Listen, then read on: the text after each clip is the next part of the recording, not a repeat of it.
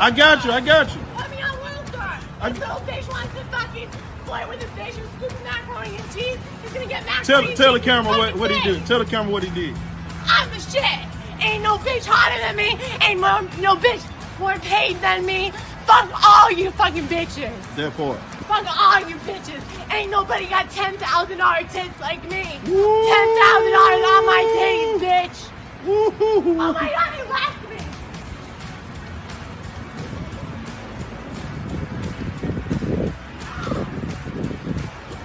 I got it. I got it.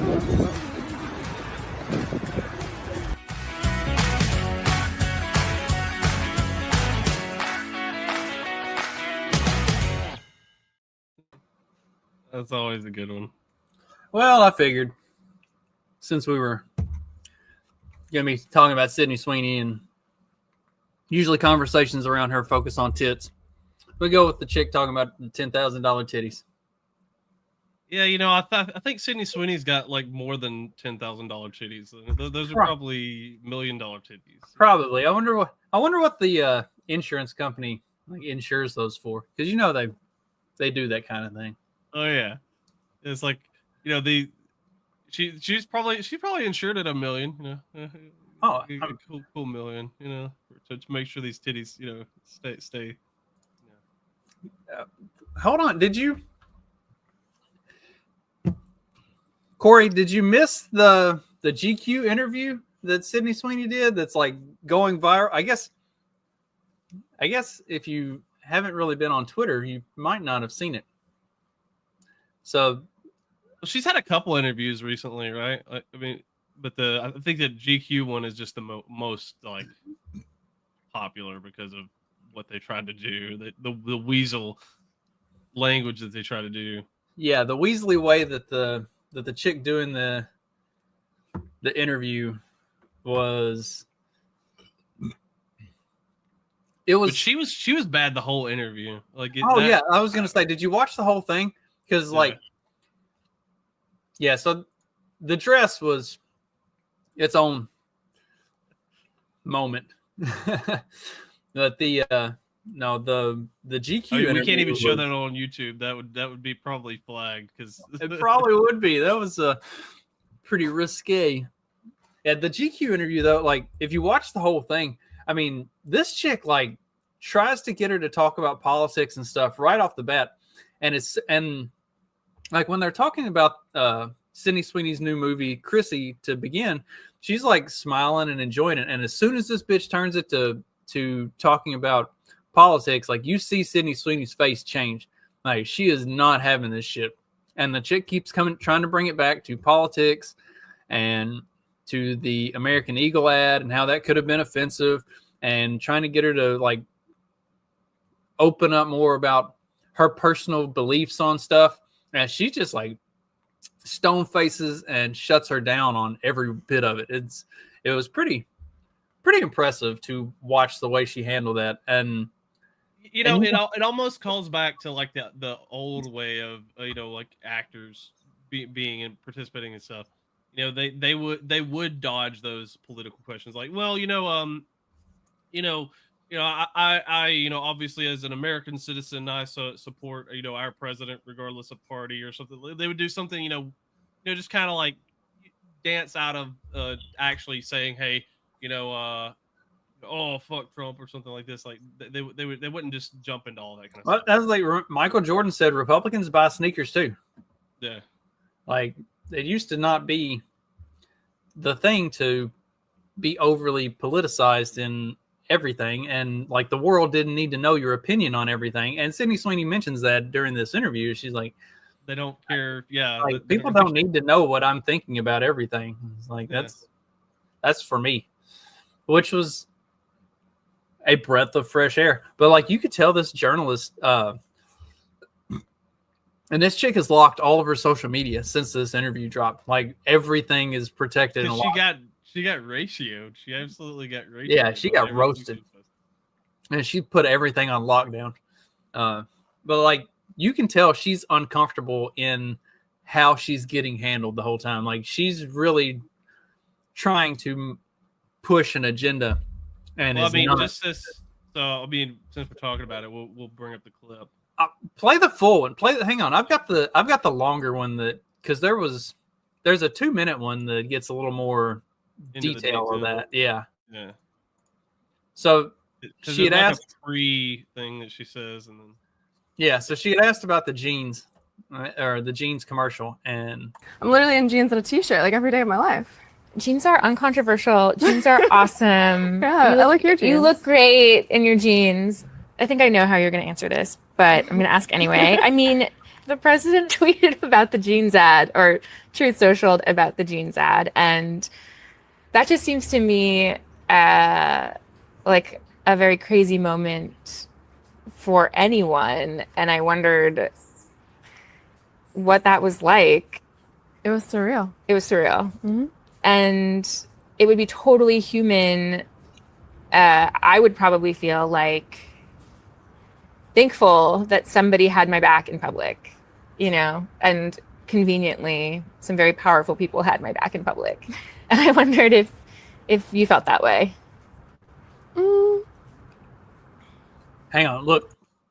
I like the way she thinks right here. Like she's like she knows what the angle she's getting at. She knows the angle. Like she sees All right, the angle. that face right there and the little snicker when this chick was like, I would really be thankful that somebody had my back, and somebody powerful had my back. And this little snicker and face that she makes is like, you're pathetic. Like that you need validation from other people on the internet is like pitiful. Well, to be fair, Sweeney needs that too. I mean, like she's not above that. I mean, the whole point of her existence is men love my tits, and that's why I'm here, pretty much. But I mean, also throughout the interview, she talked about like she stays off of her phone. Most of her social interaction is with her close friends group. Like she doesn't mess around with social media and all of that stuff. Like she tries to remain largely ambivalent to what's going on. Well, yeah, she's not trying to insert her voice of like she's not like she's just appearing in things, but I mean, you got to know that what people are saying about you. Like there's no way she doesn't know that the reaction that ad would have gotten, and she knew what things were going on. Right. That's what knows, I mean. But she doesn't care. Yeah. Seems to be her general attitude towards a lot of this interview. I wondered if you felt that way.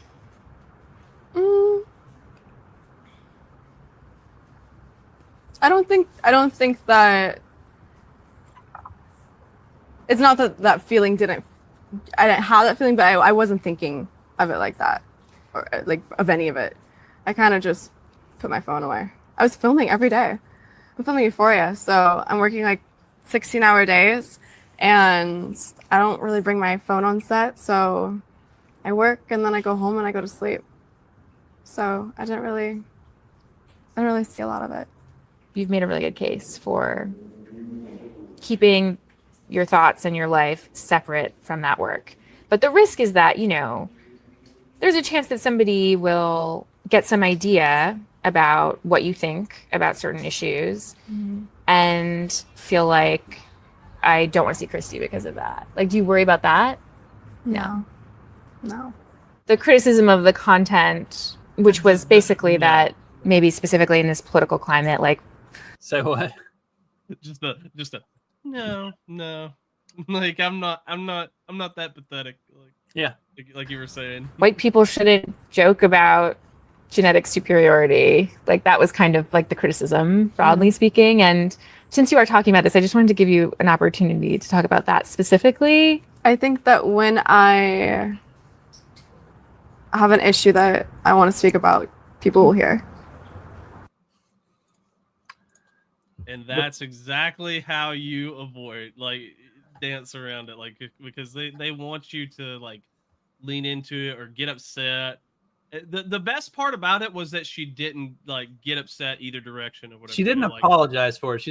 She didn't cuck and do the, I feel bad if people took it the wrong way. Like I didn't mean it that way. It wasn't intended that way. She's just like, if I have an opinion on something, people will know what it is.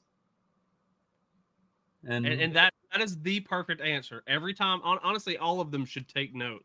Every single actor, whatever, if I have an opinion, you'll know about it. Like, and you know, that's what you should say. And you know, and I don't mind. See, I'm not against the people sharing their opinions, like the Hollywood actors or whatever. Like, that's the one thing that I feel like I've been consistent on, is that I don't mind them sharing their opinions.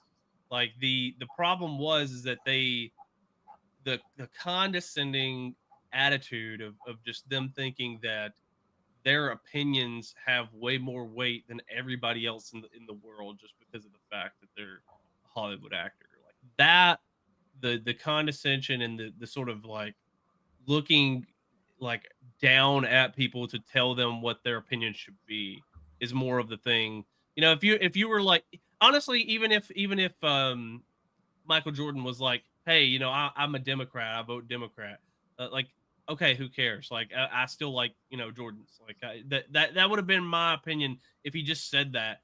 But you know, the way that they go about it, like the Hollywood actors of like, well, you know, the only correct opinion is obviously to hate Trump, and you know, or something like this. Like that's the sort of mindset that I think is what people really are giving the middle finger to now.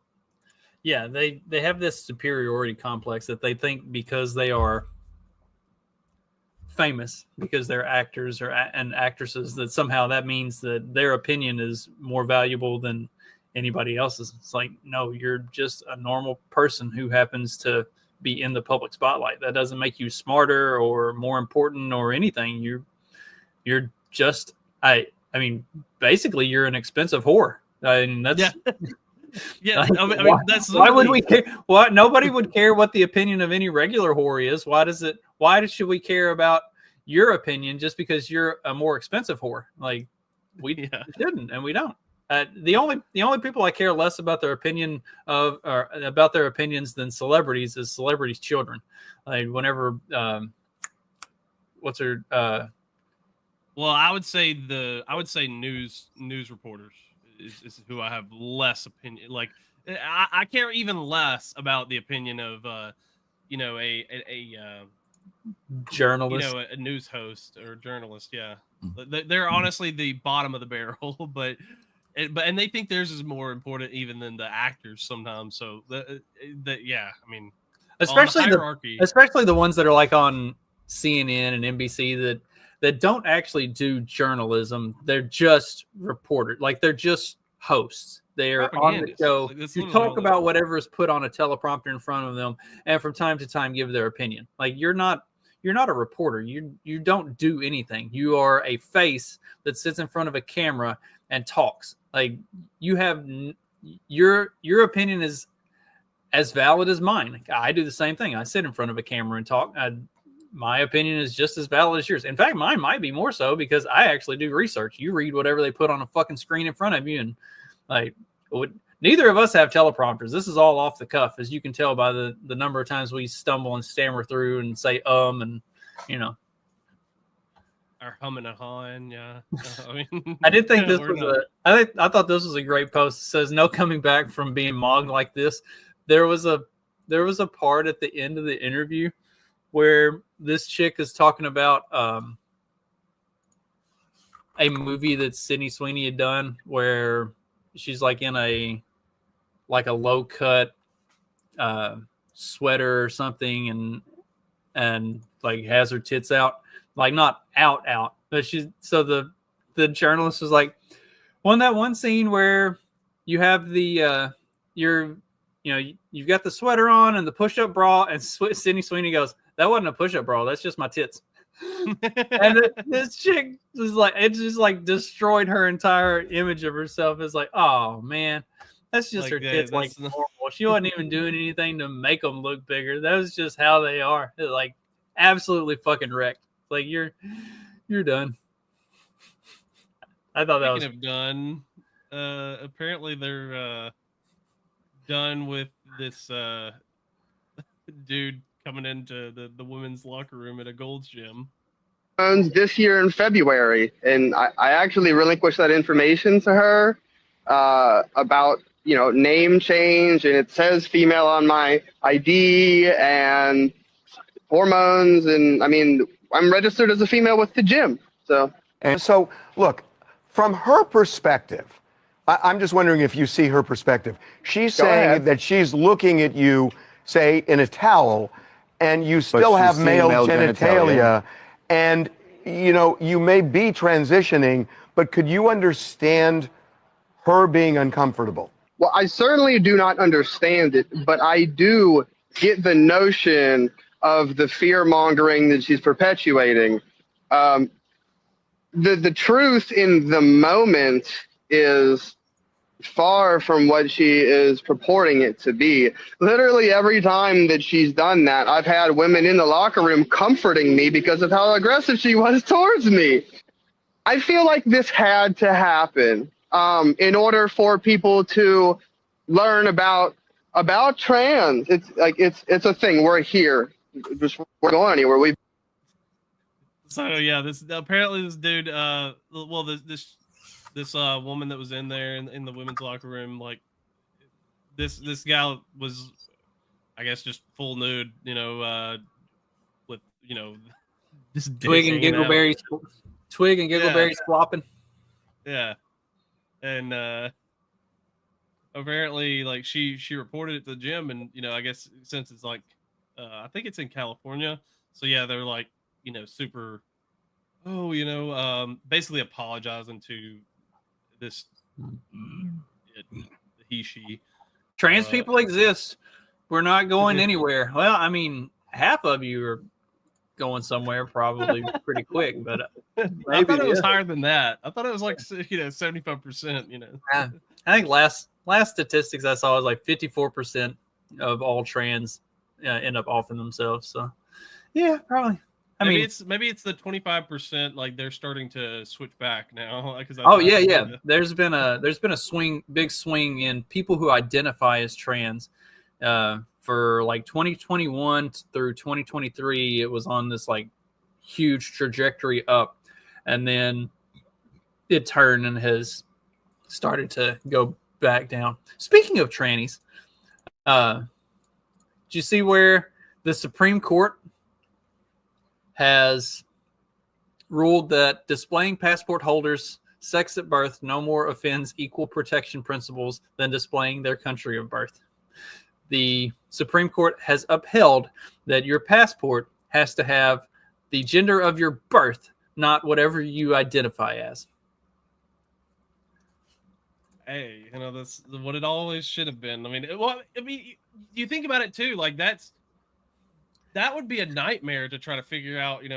Like someone crossing the border, and coming into our country, and then like they just say like, yeah, they, if I just wore whatever, like one of those veils, like dress like I'm like some kind of gypsy or something like that with the veil on it. Oh, I'm Danielle. I identify as Danielle. Oh, let me through to your country. Ha! Like, I mean, that's just ridiculous. So, yeah, I mean, they obviously should. It shouldn't be a problem for them to show. In both cases, the government is merely attesting to a historical fact without subjecting anyone to differential treatment. So, regardless of how you feel now, it is a historical fact that what you were born at is what you were. You have to provide your birth certificate anyway. I just went through this because we had to get ours. So yeah, we got our passports. You have to provide your birth certificate and Social Security, all that kind of stuff to prove you are who you are. And what you were born as is part of who you are, whether or not you still believe whatever you believe. So I mean, yeah, it makes sense that it shouldn't be anything offensive of like, okay, this is what you were born as. This is what you're going to be listed as on your passport. Like, I don't know why. I don't know why did it even get to trial? Like this shouldn't even get to trial at all. Like much less have to go all the way to Supreme Court to figure out that this should be something that they should be able to do to show what sex you are at birth. Like the fact that some states allow them to change their driver's license and stuff is like that's a legal government Loophole. document. That should reflect biological fact, not whatever. Like, I mean, I have to put on there that I wear, Vision. corrective lenses. I mean, sometimes I wear contacts, and then you can't even tell that I'm wearing corrective lenses. I'm passing at that point as a 20/20 vision person. So as long as I'm not wearing my contacts, not wearing my glasses, I should just be able to identify as someone who doesn't wear corrective lenses, and then I don't have to have that on my driver's license, right? I mean, they would argue. Yeah, I mean, yeah, they would argue against it because, like, oh well, that's important to driving. That's something that would be a cause for concern. When you're driving. Because if you're not wearing your corrective lenses, that's a you could just run over people. Like, yeah, I mean. But if that's the case, then your assigned gender at birth is important too, because I mean, we have statistics to back up what kind of drivers are having the accidents. So right. If a guy transitions and he starts wrecking a lot and all of a sudden has a lot of accidents, maybe he is spiritually female. Like, if you're a male under 25, you should identify as female and then go show them your fake driver's license that says you are actually female, so that you can get a better insurance rate whenever you go to get insurance. I mean, that's right. Yeah. Like, my driver's license says it, so that must be true. So you got to give me the lower rate that you give to females instead of the higher rate that you give to males. Which is funny because they have more accidents. It's just so funny how inverse everything is. Like, they get the cheaper insurance just because women and we get to pay the higher insurance because they know that their dumbass is gonna get in a wreck within a year. Craziness. Well, speaking of knowing who you are, I thought we knew who Kanye was, but now I guess he's tired of having his bank accounts frozen. So he had to go and make amends. I feel really blessed to be able to sit here with you today and just take accountability. I was dealing with some various issues, dealing with bipolar also. So it would take the ideas I had and have me take them to an extreme where I would forget about the protection of the people around me and myself. So I wanted to come and take accountability. Sometimes people aren't that knowledgeable about the bipolar and the cause or what causes it and the way you act when you have this disease. So it's like if you left the house and you left your kid at the house and your kid went and messed up the kitchen and messed up the garage and messed up the living room. Now when you get back, it's your responsibility because that's your child. And that's the way I look at it. It's like I gotta go clean up the kitchen, I gotta clean up the living room, I gotta clean up the garage. Yeah, and it's a big deal for me as a man to come and take accountability for all the things that I've said, and I really just appreciate you embracing me with open arms and allowing me to make amends. And this is beginning and the first steps and the first brick by brick to build back the strong walls. Now, please unlock my bank accounts. Yes. Well, that and two, are they funding his new tour in Mexico? He's going on tour in Mexico. I don't know if you saw that too. So immediately after this, he's got a live concert in Mexico already. Let's see, in January actually. So I guess he won't be performing HH on this tour. No, probably not. Unfortunately. Fuck, that's the only reason I would go see him. I want to see that shit live. Like, bring out all those dudes on All the stage. the dancers. Yeah, I want them. Yeah, they're I like want them goose-stepping. stomping and I want them stomping and chanting. No, like, do this. no, no. Have them go out there and goose. That's the only way I want to see Kanye live is if he's going to bring the whole crew out and they're going to be out there just in their wolf attire, just. Yes, yes. I want to hear it. I want to feel it reverberate off of me. Oh god. Otherwise, I don't want nothing to do with it. Like, I mean, Kanye was all right. Gold Digger was fine, but see, yeah. Basically anything after College Dropout was like, eh. I mean, yeah. I mean, basically anything after College Dropout was meh. Like, kind of, he was still okay. It wasn't like that Kanye was the Kanye, you know.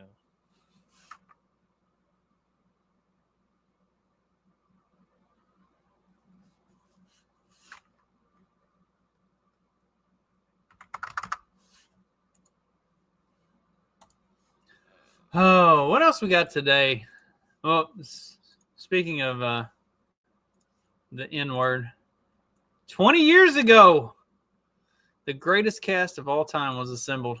It's a shame Clyde's not here for this because this is his personal favorite. Although I got Sean watching Boondocks and he was like, dude, that is so fucked up, but also amazing. I was like, yes, that's that's the point.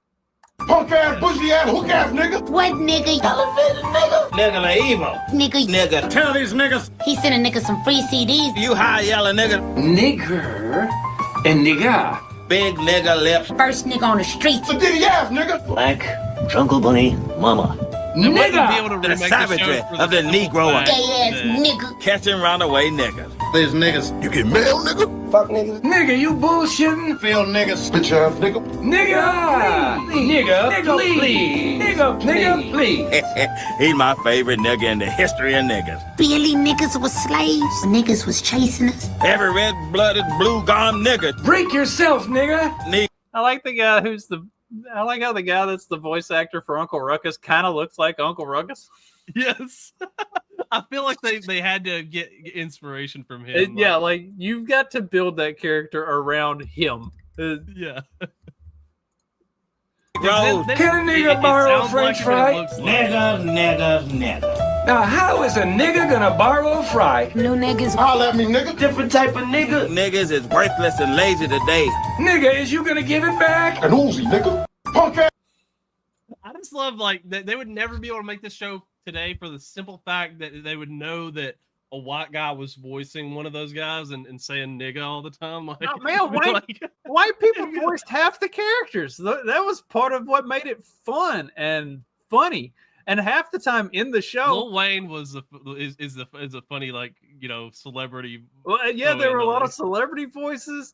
Like, I can't believe none of those celebrities have caught shit for doing the show. Like, you know, because it's making fun of black people. It's absolutely like it's you know it's both like you know it's a funny satire, but also you know it's definitely like there's points where it's obviously making fun of how black people are, and like the creator even said that like you know we you know basically there was the interview he did that one time or whatever where he was talking about, or I don't know, TED Talk or something, that he was like, that you know if we as black Americans don't basically you know clean up our own behavior, like the you know this is going to be what we're known for effectively. I mean, that's basically the gist of what he was saying. Is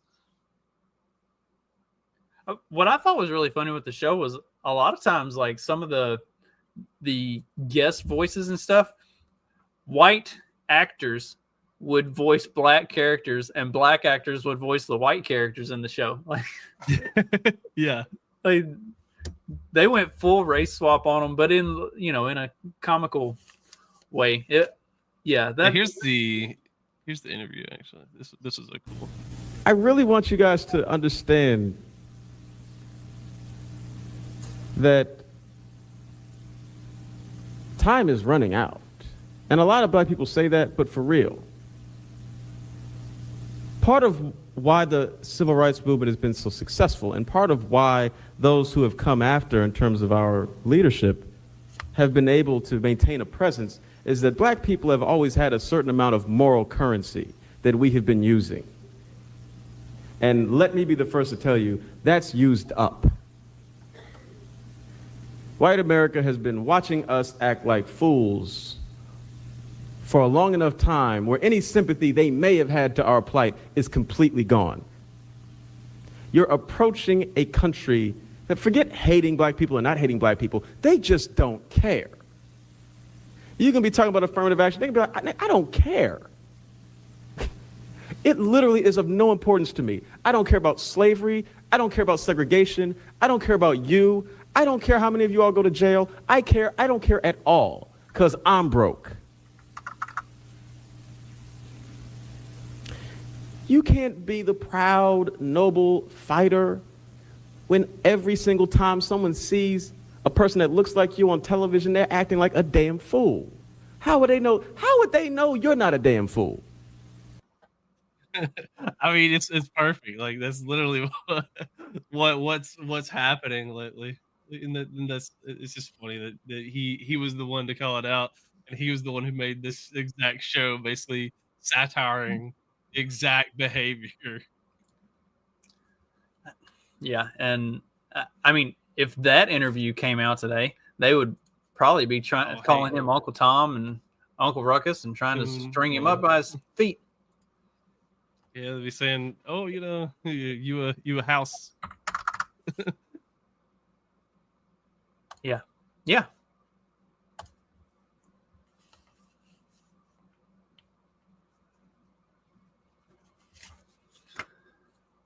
Oh, craziness. Well, you're quite a bit younger than I am, but I think like me and Dag and Jay and Clyde, like we grew up in the best time because we had Boondocks and we had like the stuff that's considered legitimately offensive, and in watching it, like, yeah, it's legitimately offensive. I watched it, but that was like I kind of had to sneak around the parents because they were not to watch that kind of stuff. Right, like we had the good years of South Park and Boondocks, and like we had all the good stuff that was, like I said, like legitimately offensive, but in an insanely humorous way, where it's like, yeah, that shit's funny. Well, it's like now, like South Park, their latest episode is just like making Trump a big fat, shithead. He's just like crapping himself and all this kind of stuff, and it's like, dude, like that's not satire. That's not making fun. Like if you, there's ways to make fun of Trump that aren't just I've said it before. The Principal Garrison as Trump was the funniest arc that they've had in a long time. Like that was making fun of Trump the right way. The shit that they've been doing lately to make fun of Trump, it's like when leftists on Twitter call you a redneck, or say that you're that you can't read, or that you fuck goats or whatever. It's like, this isn't funny. This isn't like, you're not offensive. You're not funny. You're just showing that you are low IQ and don't actually have anything worthwhile to contribute. Like, be fucking funny. If you want to try to insult me, be fucking funny. Say something unique, something that like Stephanie's cousin. They called me a strung out Muppet or whatever. Like, oh, that was fucking funny. Like I enjoyed that. But like most of them, it's just like there's no.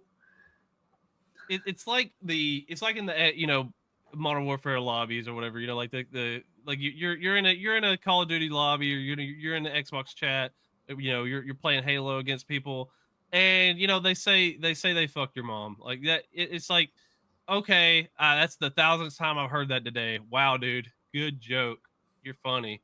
But like if they told me that I should shove my brain in a fucking toaster and like melt it till it's fucking juice, Like that would be whenever I'm like, okay, that's at least a little bit more. Like you're at least getting a little bit graphic with it. You're like there's there's better insults or something. There's like, some creativity there. Like be unique, be original. Like when Sean and Nadia were both calling me gay that one day, I was like, well, I banged both of your moms, so and then neither of them wanted to call me gay anymore. It's like, if you're gonna come up with something, be original. Otherwise, I'm gonna fucking roast you. Like, if you're going to do something, if you're gonna play a joke or a prank or you're gonna talk shit about people, be original, like this guy. I'm so bored, I just sent a bunch of flowers to my neighbour Steve with a note that reads, I still miss you. Love, Laura. Kiss, kiss, kiss. I guess his wife just found them.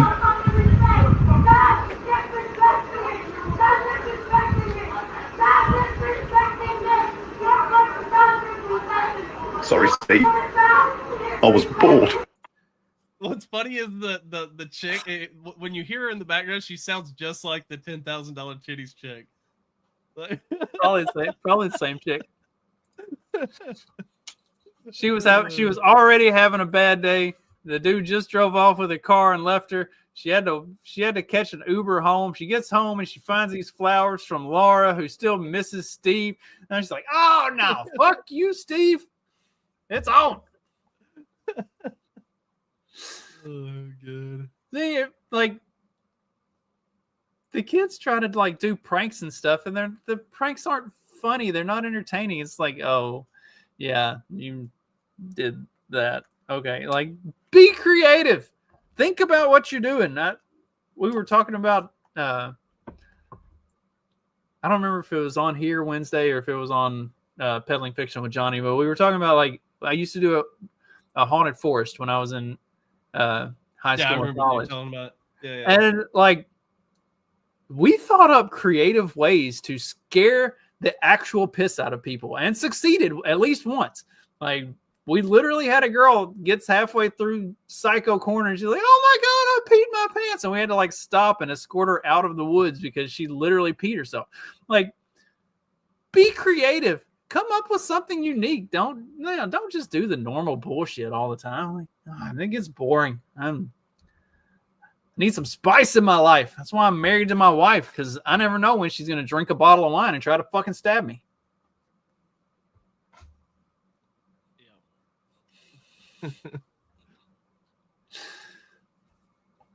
Speaking of drinking and wives, this poor dog.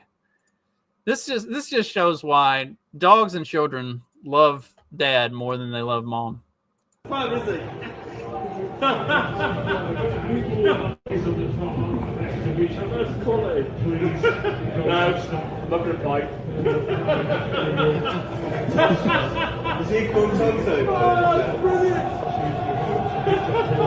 bring him in. Bring him in. That's what he wants. Apparently, this dog, the owner takes him for a walk every day, and when they walk by the pub, they go in and they have a beer and they sit down. And today, the wife is walking the dog, and the dog's ready to go in and have the beer and hang out at the pub for a bit. And she's trying to walk, and he's not having it. He's like, I ain't going nowhere. This is where we stop. We're stopping today. The defiance. He's just like, I'm done. Like, I'm not doing this. We're going in here. This is what we do. Dude, dogs are like most of the time dogs are like dudes. They're like, I get in the routine. I do the same stuff every day. I go for a walk here. I take a shit there. Like that's what I do. Well, and the guys inside are telling her, like, just bring him in. Like, just come in. It's fine. She won't do it. She's like, I don't know what he's doing. And they're like, come inside with the fucking dog and have a beer. Like, I don't know why he's doing this. It's like, we do. This is where he hangs out every day. Come on. Again, also, this is an example of women not listening when men are trying to explain to them what's going. Like, oh, they're just mansplaining. Like, no, He's our buddy. He comes in every day. Bring him in, have a beer, chill out, enjoy yourself.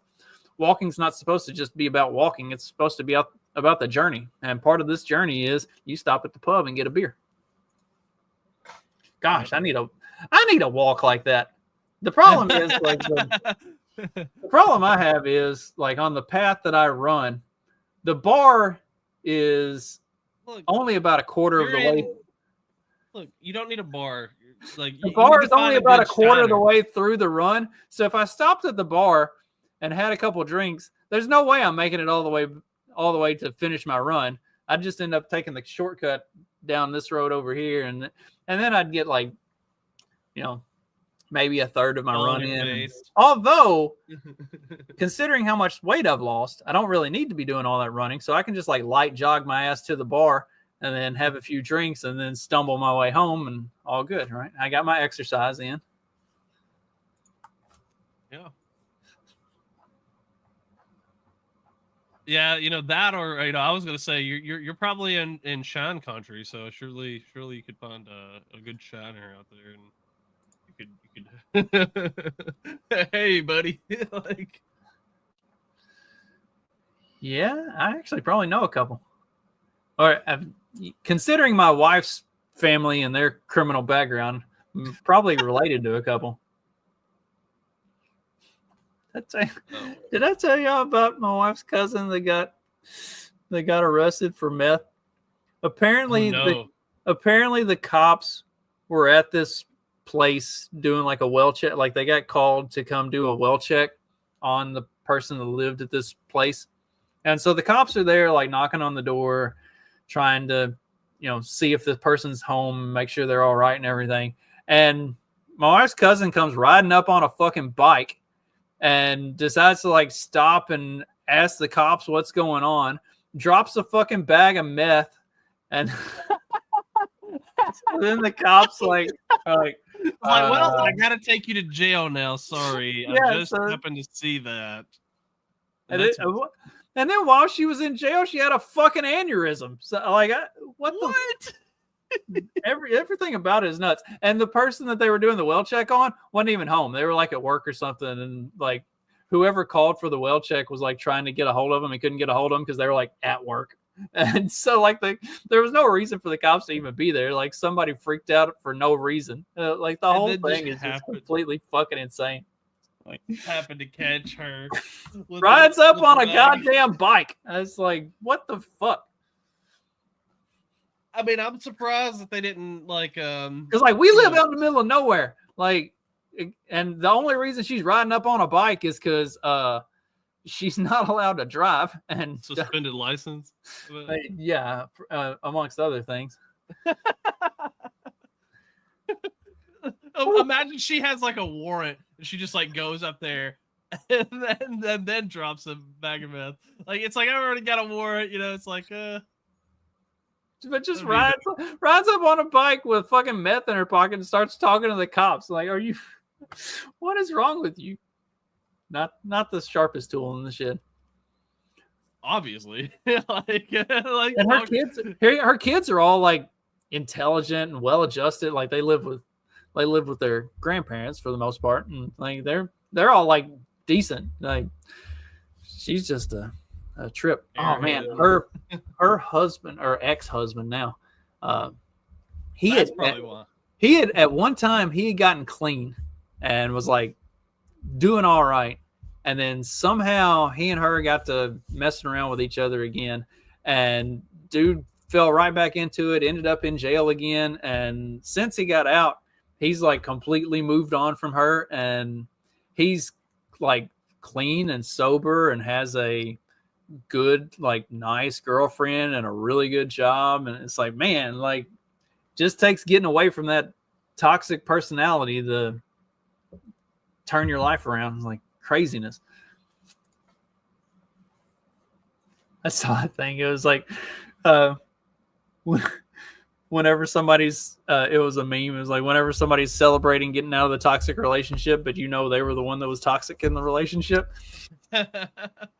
Dude, that's literally like every like all the chicks that I went to high school with, like whenever they would the ones that would do that or whatever, they're like, oh yeah, you know, like, relationships are so toxic or something like that. Dude, it's always them. It's literally always them. It's like, yes, you're a whore and you kissed his best friend. Why in the shit are you? It's like, have you ever wondered why 100% of the relationships you end up in are toxic relationships? It's like, maybe there's a common denominator in all of this.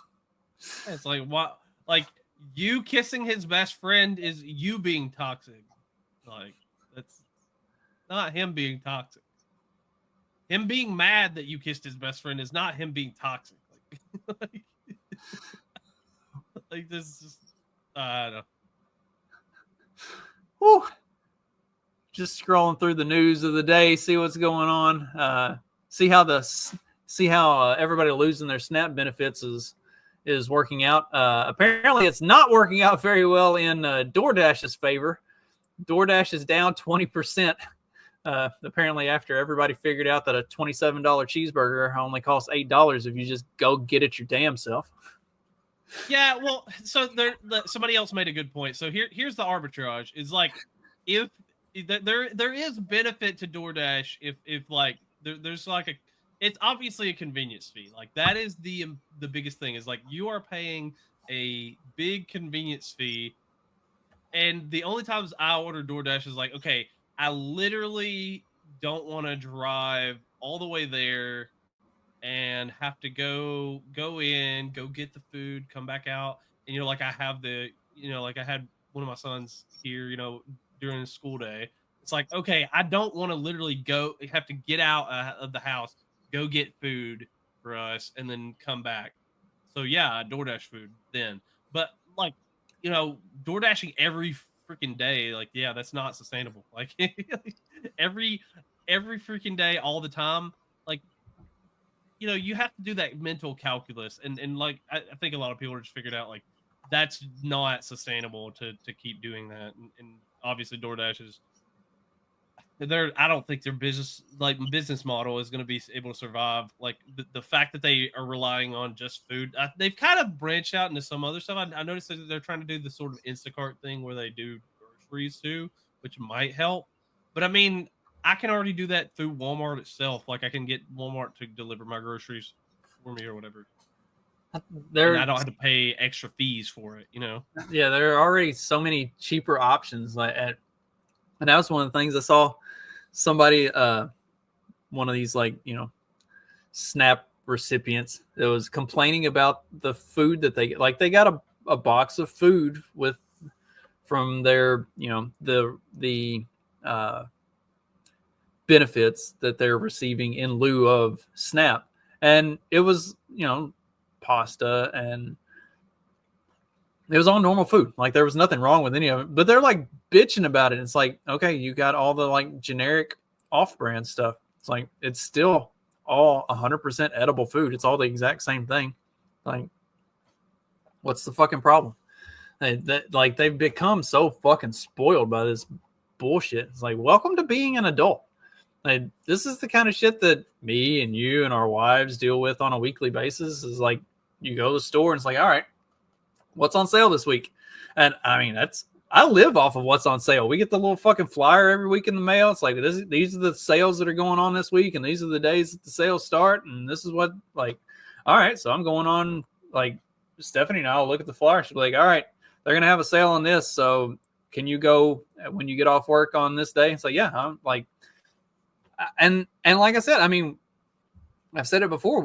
I think combined between the two of us, we probably spend $1,000 on groceries total for the month, every month. Like, just, you know, and I mean, like, eating out, and like a lot of people want to just trash like eating out or whatever. Like, oh, sometimes I think you know, it's kind of unavoidable. Like, you're going to have to eat out at some point, and you know, unless you just like pack your lunch every day and all the time, I don't think that's feasible to 100% do that. But yeah, I mean, like, have some planning ahead of you to know, hey, this is kind of what we're doing for the week, and you know, plan ahead. And but a lot of these people just want to, like, okay, why is my SNAP not paying for lobster dinners? Like, it shouldn't be. Like, it shouldn't be paying for you to get steak like dinners and lobster. The local grocery store runs meat specials on different stuff, and like, So I've got, you know, a freezer right back there that's completely full of all the like meat that I got on sale.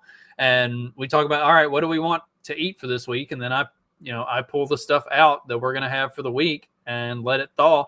And then we'll cook. Like when I get off of here, I'm going to go inside and we're going to do fajitas for the day. So I'll go in and start cooking the fajita meat and stuff and then all that'll be ready. And when Stephanie gets home from work this afternoon, she'll fix all the other stuff to go with it. Like, it's just like a little bit of forethought. But I mean, that's the reason that these people are on all these benefits and stuff, and they don't have any disposable income outside of what they're given by the government, is because they don't actually put any forethought into anything. They don't plan for their lives. They're in this position to begin with because they don't know what the fuck's going on. And God forbid you have to be responsible adult and like figure shit out at some point. That's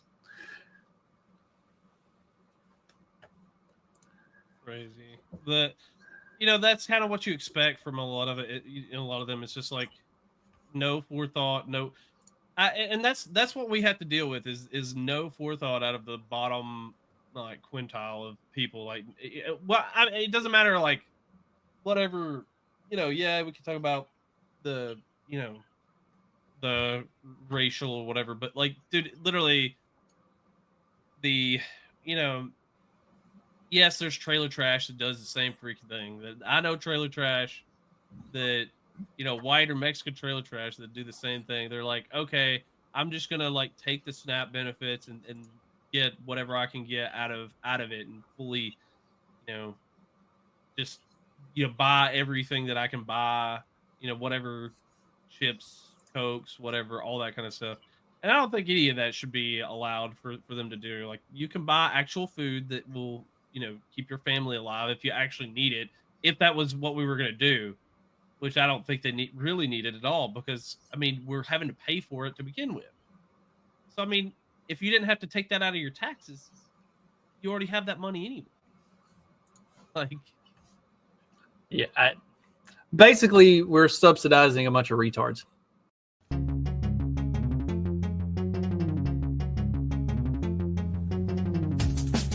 Because democracy basically means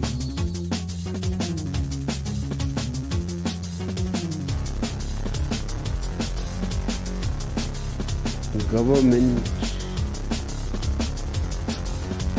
by the people, of the people, for the people. But the people are retarded.